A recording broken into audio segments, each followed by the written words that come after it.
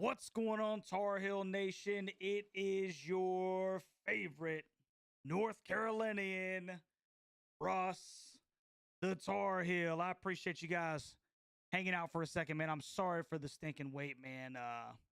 Some family matters arose, and had to take care of business real quick, man. This one's going to be completely off the stinking cuff.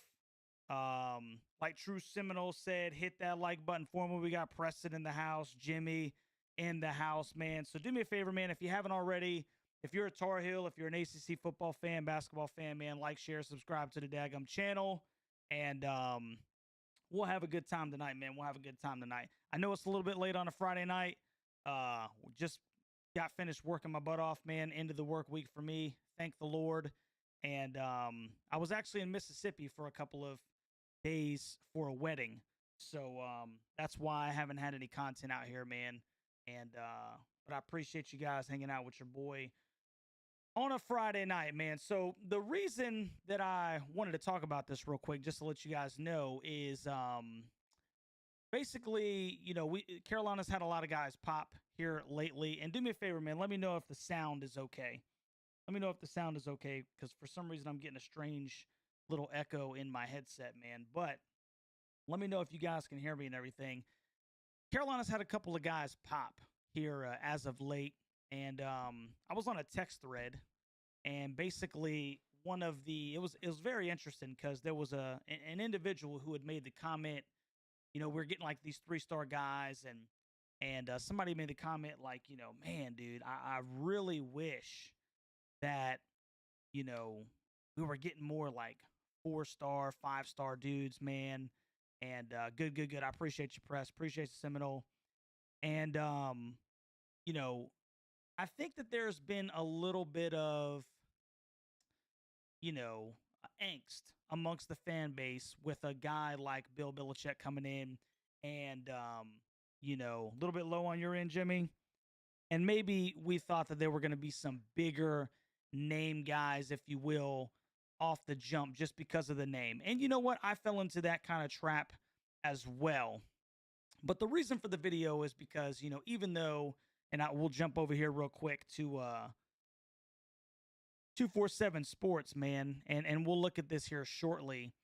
I wanted to look at basically back to 2019 when Mac Brown first took over and the type of recruits we were getting, and look at how some of these guys panned out. And I think that you'll notice, man, that it's not always as it appears. The stars do not always align and just completely predict future success. Now, I do believe that obviously, we can't be so naive as to insinuate or think that, we can just go without, you know, highly talented individuals and become a great football program, because obviously that's what Tar Heel Nation wants, right? We want to become a great football program, and you have to have talented individuals. You got to have big guys, strong guys, fast guys, quick guys. You got to have those athletes. But once again, man, the stars don't always just tell you the full picture. Now, before we really jump into, we'll start at 2019.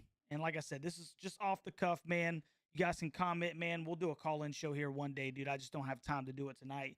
We'll probably be here for maybe about 20, 30 minutes, man. But before we go back to 2019 and we kind of go through these recruiting classes and look at some of these players, as you can see, we'll go over here to, we're in 247 right now. Go to the ACC, and we'll go down to, obviously, North Carolina. The good guys. And currently in the 2026 class, Carolina has the 20th overall ranked class in the entire country. I've seen it as low as like 16, and I've seen it as high as 21 as of late. And Carolina's been having a lot of guys pop.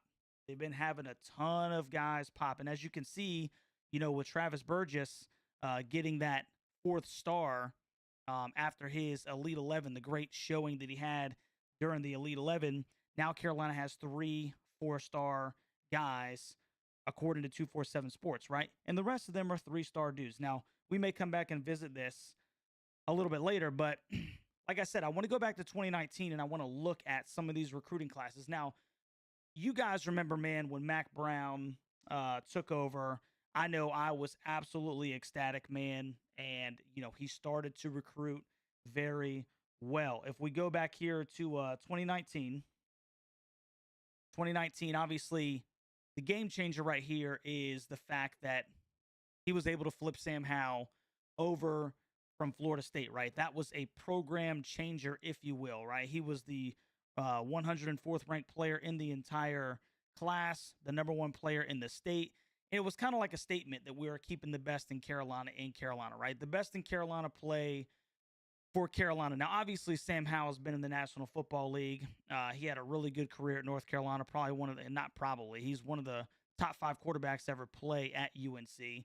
And he's been in the NFL ever since then, right? So we expected him to be good. And I think that this kind of holds true with the quarterbacks that Carolina has recruited. It's very important that you get a highly rated quarterback. You go down here, Eugene Asante had, a couple of splash moments. Cam Kelly was very hit or miss before he left. I think he took his talents to Louisville after a while. Chaffrey Brown had a couple of splash plays, if you will. Wisdom Asaboro. Asim Richards, okay? If I'm not mistaken, did not this young man go to the National Football League? This is a 3-star player. Don Chapman played a lot in the secondary for Carolina. 3-star player. Tamari Fox, right? Tamon's brother, right? Had a lot of burn for North Carolina. He was 87 grade, not even nationally ranked. Giovanni Biggers played a lot of safety for Carolina. Kamari Morales, he was part of that 3-headed monster before he went to BC. 3-star guy. And Kamari had some really big plays for Carolina with Bryson and John Copenhaver. Storm Duck, really good corner for UNC. Look at the grade, man. That's an 84. Okay, out of Boiling Springs, North Carolina. Now, also remember this. Yeah, there you go, press. Richards plays for the Cowboys. Exactly. Raymond Vohasek, 3-star guy out of high school, 84 grade. I think we can all attest that, was it like 2019, 2020? He was arguably our best defensive player. And Raymond Vohasek, obviously, he made a roster. Raymond made a roster. This is a low 3-star guy that ended up playing big for Carolina. Kyler McMichael came over one year. 4-star dude. Look at that. 97 grade out of high school. It wasn't necessarily always beautiful. So if you get the drift that I'm putting down, if you will. Sorry guys, I'm a little tired, man. As of 2020, you're starting to kind of see where I'm trying to go with this, right? Some of your more productive players have been 3-star dudes. Okay, now Mac starts really right. He's got him convinced, man. Carolina's got the 16th overall class in the entire country, and everybody remembers Tony Grimes. Now, Tony had a couple of splash plays his freshman year, but we all know that just did not pan out. Okay, this is the 48th ranked player in the entire country. We were all excited about Dez. Dez had a decent career at Carolina, but I think we can all attest to the fact that maybe it wasn't as great as we anticipated that it would be. Now, Des Evans is obviously in the National Football League. JQ, man, before he got injured, really good football player. That was terrible.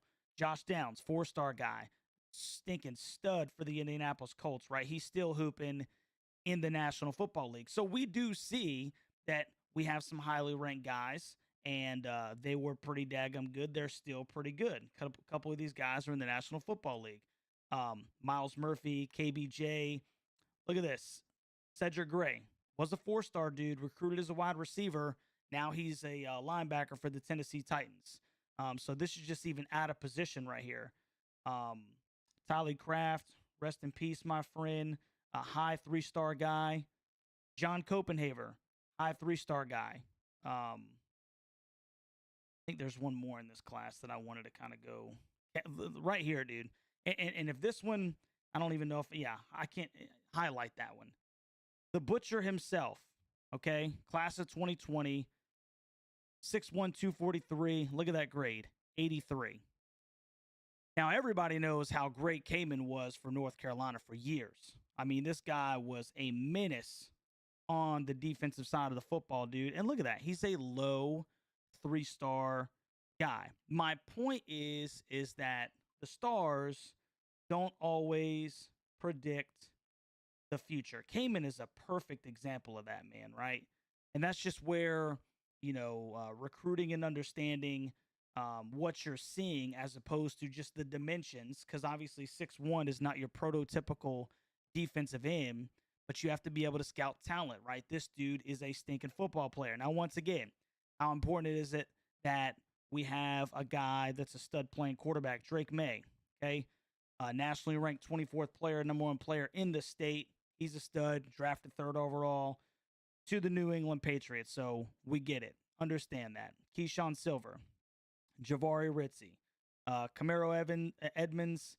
He ended up leaving after a while. Ra Dilworth, man, 4-star guy that never really stinking did too much, for North Carolina. Now, Power Eccles had a pretty decent career. He's with the Chicago Bears. So we can see, obviously, once again, that some of these upper ranked guys, sometimes they pan out, right? They pan out and they play well for us. Look at Diego Pounds. Everybody remembers he got snatched up by Ole Miss. It's a high 3-star guy. DeAndre Boykins, dude, absolute monster before he got injured. 3-star dude. Kobe Paysor might be leading the wide receiver room this year. 3-star guy. So once again, we see that sometimes your better players are not always, it's not just like if you're a 3-star dude, man, you can't become a stud. Now, I think that this class epitomizes exactly what I'm saying, because we've seen a lot of the higher ranked dudes just really pan out for North Carolina.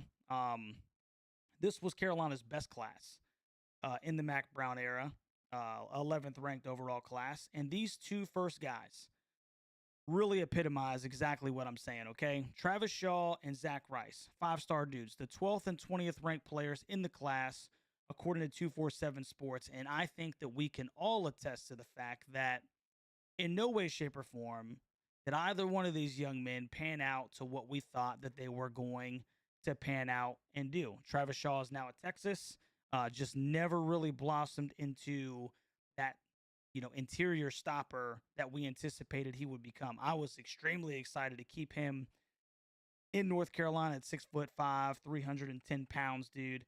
I mean, he's got all the tools, but he just never panned out. Zach Rice almost never saw the field, and these are two of the highest ranked high school players that the University of North Carolina has ever recruited. Andre Green Jr., during the Oregon Bowl game, right? He had a couple of splash plays, ends up transferring out. I mean, it just, you see the 3 highest ranked guys in the class. It wasn't all that it was, built out to be. Mally Hamrick. Now, you get down here to Marion Hampton, absolute stinking stud. George Pettaway went to JMU. Sebastian Cheeks is gone. Bo Atkinson, 3-star guy that everybody was kind of high on, obviously. And then he left and went to Ohio State. Marcus Allen, 3-star dude. He's going to cover the other side of the field from Thaddeus Dixon. And Marcus is a really good football player. 3-star guy. Will Hardy, 3-star guy. Travion Green, low 3-star guy. So some of these dudes are, they're football players. Noah Taylor, man, the 1 year he was at Carolina. Stinking stud, man. 3-star guy out of high school. 2023. Stick with me here for a second. Chris Culliver, we all think he can be good, right? Tyler Thompson should get some burn. Christian Hamilton should get some burn. J. Brown Harvey should get some burn. Tad Hudson, 4-star guy, gone, right? He saw the writing on the wall. Rodney Laura might get some burn. Caleb Koss, 3-star dude, low 3-star dude. That's your starting nickel. Might move back to the safety this year. Low 3-star guy. And I think he's got some really good talent, man. Caleb Lavale, we were all excited about him after the UConn game. That was about the one thing you could be excited about, kind of, sort of, during that horrendous bowl game. He goes to Florida State, low 3-star guy. Michael Short, Amari Campbell, one of the guys we wanted to stay. 85 grade out of high school, Manassas, Virginia. So some of the dudes, man, Ontavious Lane brought the hammer. Nate McCullum, 3-star guy, transfer. Is basically a 3-star dude out of high school. Look at this one. This is a really good one for me, man. I was thinking about this when I came here. Devontae Walker, bro. Tez Walker. Look at the grade he had out of high school. Look at this stinking grade, bro, he had out of high school, bro. Isn't that wild? 6'1.5", 193, bro, and 80 grade. I didn't even know that was a stinking 3-star athlete. And now that dude's playing for the Baltimore Ravens, and he was an absolute nightmare in the 8 games that he played for Carolina. Absolute baller, bro. Low. That's the lowest 3-star guy that we've stinking seen. And he had a fantastic year when they finally allowed him to stink and play. 2024, Jordan Shipp, I think he's going to have a breakout year, man. Zig is going to get a lot of burn. Ski is gone. Alex Taylor is still here. He's going to get some burn. Look at this. 3-star guy, Davion Bullet-Goss. I'm not saying he's Omarion Hampton, but I think that we can all attest that the running back room, RB1, is at least in pretty good daggum, good hands right here, man. So, this is a 3-star dude. Ashton Woods is gone. Khalil Conley, shout out to Daryl, 87, 3-star guy. Aiden Banfield got a lot of burn, man, last year. This is a 3-star guy. Peter Brzezinski should get some stinking burn this year. Daniel Anderson should get some burn this year.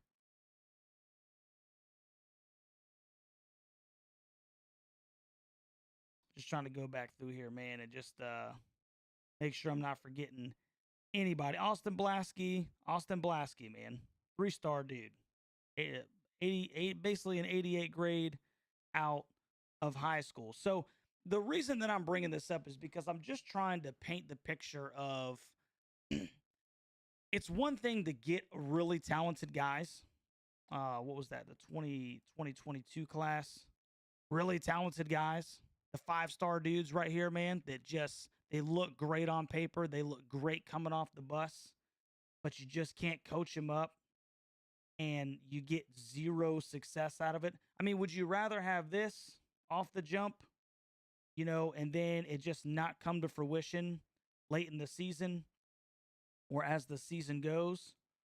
Or, would you rather have a decent class with some guys with a chip on their shoulder, maybe some guys that were overlooked, and a coach like Bill Belichick in their corner to coach them up? And what I want to encourage Tar Heel Nation to do is, one, celebrate these guys, okay? Because I do really have, I got a lot of faith, man, in Michael Lombardi and Bill Belichick's ability to scout talent. I really do. I think these guys know what the heck they're looking at, and that includes being at the college level.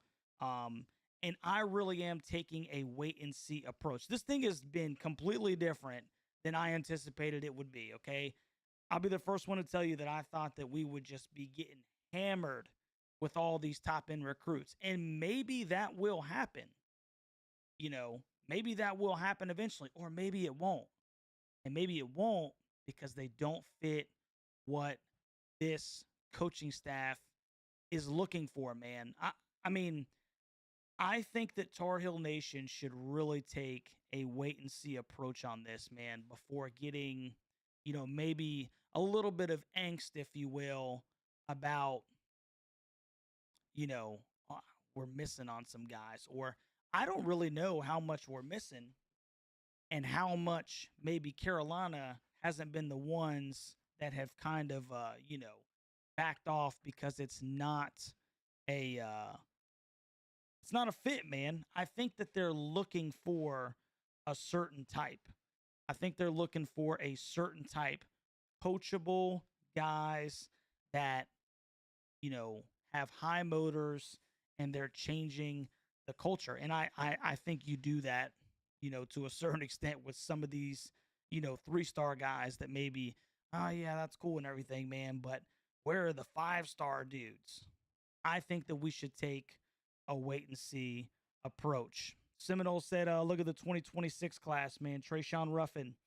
That is the cream of the crop, if you will, in this class thus far. And once again, Travis Burgess getting that 4th star, man. And this is a prototypical guy, man, 6'5", 205.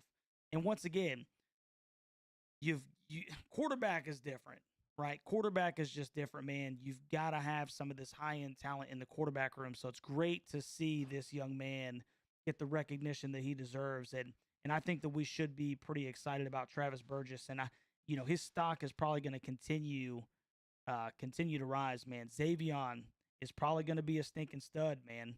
You know, but once again, these 3-star guys, um, that are coming here from all over the country to change the culture.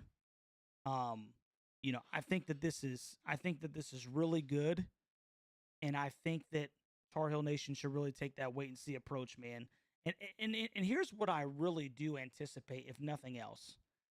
I anticipate that when you watch this football team this year, especially on the defensive side of the ball, you are going to see a much more disciplined, product on the field. You're going to see guys in their right gap fits. You're going to see guys communicating. I like, for whatever reason, like I said, I'm kind of going against what I've been saying, in the sense that I'm saying take the wait and see approach as far as how these recruits pan out. But I don't think we're going to be hearing over the next 3 years communication issues. As it just seemed like year after year, it didn't matter who the DC was, man. It was, oh, it's just communication issues. I just don't anticipate that being, the case when we're talking about this coaching staff and working with these players, man. I'm telling you, man, I think that we should really be excited about the classes that are being put together, coupled with a competent, good, coaching staff to get these guys coached up, man. Because what we have seen in the past, is we've seen top end talent falter on the field, you know, whether it be just a lack of coaching or just a lack of, these high end athletes being football players. I don't know. So why not have really good coaching and some guys with some chips on their shoulder, and you try to build this thing from the ground up, and then maybe it starts turning some heads, and people start to see what's being built in Chapel Hill. So, you know, like I said, man, I'm really excited. I'm excited for a different approach. I'm excited for the difference in the culture that at least it looks like is, happening from the outside looking in.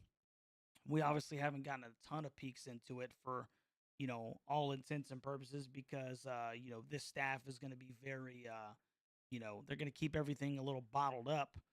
But if it means W's on Saturdays, or, as we have in week one on a Monday, on Labor Day, I'm all stinking for it, dude. And I think we'll look back and we'll be pleased with the fact that maybe we didn't get the 5-star, 4-star guys in 2025, 2026.